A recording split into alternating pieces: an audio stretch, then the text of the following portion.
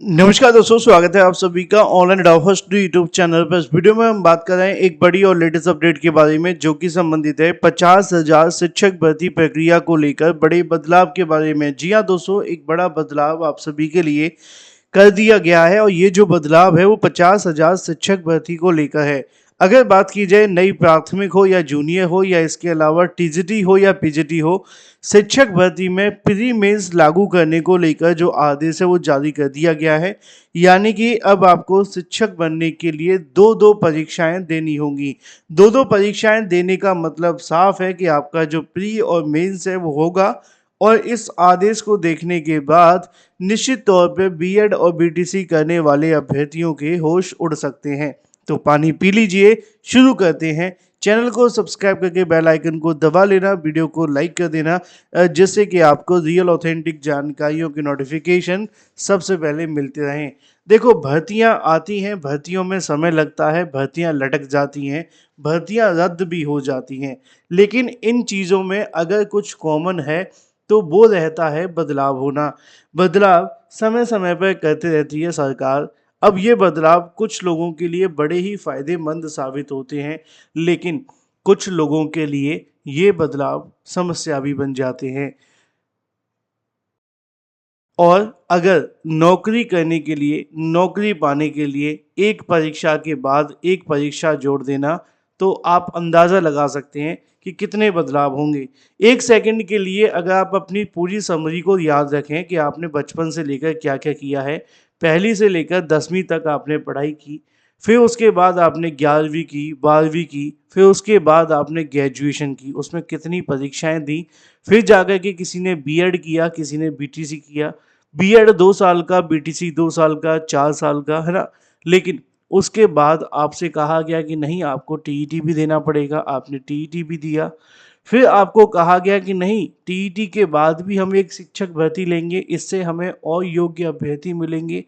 अब जब एक परीक्षा से नौकरी मिल ही रही थी तो बदलाव इतना कर दिया गया कि नहीं, हम 2-2 परीक्षाएँ लेंगे। देखो, मेरा काम किसी परीक्षा या किसी नियम का विरोध करना नहीं है, मेरा काम है उस मामले पे आपको सही सटीक जानकारी देना। लेकिन ये भी है कि आपके लिए क्या ये सही है? क्या कोई बदलाव अगर हो रहा है तो उसको लेकर क्या ये आवश्यकता पड़ रही है? इसको समझने की भी आवश्यकता है। मैं आपको समझाता हूँ कि असल में ये मामला हुआ क्या है, लेकिन इससे पहले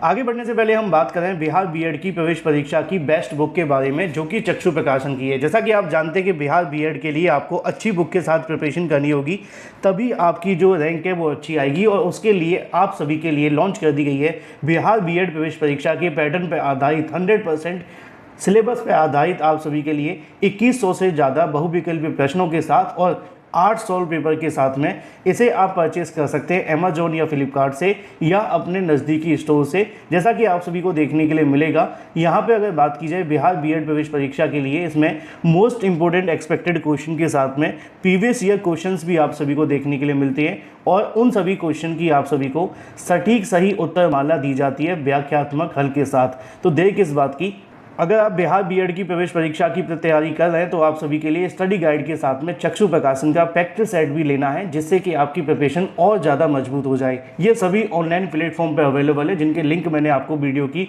डिस्क्रिप्शन में दे दिए हैं और साथ ही साथ आप ऑफलाइन भी ले सकते हैं, जैसे आपको ठीक लगे। लिंक वीडियो की डिस्क्रिप्शन में है। चलिए वापस आ जाते हैं अपने मुद्दे की तरफ, जो कि आप सभी को देखने के लिए मिल रहा था कि जो आपकी योग्यता है उसको लेकर बदलाव किया गया है। अब मैं आपको समझा रहा था कि भर्तियों को लेकर अगर बात की जाए, प्री मेंस लागू क्यों हो रहा है, इस पर सरकार के अपने अपने पॉइंट हैं। वो इसको ऐसे रिप्रेजेंट करना चाहते हैं। कई सरकारों का, कई आयोगों का, कई भर्ती बोर्डों का ऐसा मानना है कि पहली परीक्षा में अगर कोई धांधली भ्रष्टाचार हो जाता है तो दूसरी भर्ती सेफली कंप्लीट हो जाती है, या दूसरी परीक्षा में धांधली भ्रष्टाचार होना नामुमकिन हो जाता है। तो उनका ये भी मानना है कि भर्तियों में धांधली भ्रष्टाचार रोकने के लिए एक ये पॉइंट हो सकता है कि प्री मेंस लागू कर दिया जाए और उसके बाद में आप सभी की परीक्षाएं ली जाएं। ये तो एक पॉइंट है जो मैंने आपको समझाया। इसके अलावा भी और बहुत सारे पॉइंट हैं जो समय समय पर अलग अलग आयोगों के माध्यम से बताया जाता है। अभी यूपी में भी कई ऐसी परीक्षाएं हैं जिनमें प्री मेंस लागू किया गया है, लेकिन ये जो भर्ती आप सभी के लिए निकाली गई है वो थोड़ी सी अलग है। मैं आपको दिखाता हूँ 50,000 पदों पे भर्ती के संबंध में जो जानकारी है, पहले मैं आपको उसको समझाता हूँ।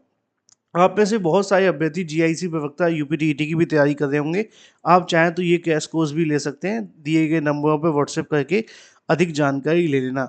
ये आज ही का न्यूज़पेपर है और ये जो जानकारी है वो आपके लिए और भी ज़्यादा महत्वपूर्ण है। शिक्षक बनने के लिए अब उत्तीर्ण करनी होगी 2 चरणों की परीक्षा। 2 चरणों की परीक्षा से मेरा तात्पर्य है कि प्री और मेंस। अब देखो, बहुत सारे ऐसे कैंडिडेट हैं जो यूपी के हैं, ठीक है? कुछ राजस्थान के हैं, बिहार के हैं, झारखंड के भी होंगे। तो बिहार में आने वाली भर्ती में हर राज्य के अभ्यर्थी पूरे तरीके से एलिजिबल हैं अभी भी, हाँ कुछ सीटों पर लेकिन हैं। तो ऐसी कंडीशन में बड़ी संख्या में अभ्यर्थी आवेदन भी करते हैं, खासकर यूपी वाले अभ्यर्थी, क्योंकि यहाँ पे वैकेंसी आ नहीं रही है। तो ऐसे में उनके लिए और भी ज़्यादा महत्वपूर्ण हो जाता है कि शिक्षक बनने के लिए अब 2 चरणों में उत्तीर्ण करनी होगी परीक्षा। बिहार लोक सेवा आयोग यानी कि बीपीएससी के माध्यम से ये परिवर्तन कर दिया गया है। आयोग के द्वारा अब कोई भी परीक्षा एक पाली में संपन्न नहीं करवाई जाएगी। परीक्षा कम से कम 2 चरणों में देखने के लिए मिलेगी, चाहे वो परीक्षा 1 to 5 की हो यानी कि प्राइमरी की, चाहे वो परीक्षा 6 to 8 की हो यानी कि जूनियर की, और चाहे वो परीक्षा 9th और 10th की हो या हो 11th और 12th की। अब इनके लिए आपको प्री और मेन से गुजरना ही पड़ेगा। प्री मेंस के बाद आप सभी का जो सिलेक्शन है वो देखने के लिए मिलेगा। इनका बस चले तो इंटरव्यू भी लागू कर दें। लिखा हुआ है कि टीआरई 4 के लिए प्रारंभिक और मुख्य परीक्षा पास करनी होगी। बीपीएससी परीक्षा नियंत्रक राजेश कुमार सिंह ने बताया कि अभ्यर्थियों के हित में कदाचार मुक्त पारदर्शिता के साथ परीक्षा को आयोजित करने की दृष्टि से अब कोई भी परीक्षा 2 चरणों में संपन्न होगी। आयोग के द्वारा रद्द की गई 935 पदों के लिए पिछले 14 और 21 अप्रैल को संपन्न हुई शिक्षा पदाधिकारी परीक्षा भी आगे से 2 चरणों में ली जाएगी। शिक्षक भर्ती के चौथे चरण की परीक्षा को 2 चरणों में संपन्न करवाया जाएगा। टीआरई 4 के लिए 46,882 पदों पर बहाली होनी है, जिसमें अलग अलग विभाग के जो पद हैं वो शामिल हैं, और इन तमाम पदों को जोड़ करके भर्ती की प्रक्रिया को आगे कंक्लूड किया जाएगा। अब बड़ा ही दिलचस्प मामला आप सभी के सामने निकल कर के आ जाता है कि 2 चरणों का मतलब है कि प्री मेंस से गुजरने के बाद अब हमें नौकरी मिलेगी, डायरेक्ट कोई भर्ती देखने के लिए नहीं मिलेगी। हो सकता है कि इस बात से आप दुखी हों, परेशान हों, लेकिन जो सत्य है वो आपके सामने है। कुछ लोग इसका विरोध कर सकते हैं, कुछ सपोर्ट करेंगे, क्या करेंगे वो कमेंट करके बता देना। Thank you for watching this video.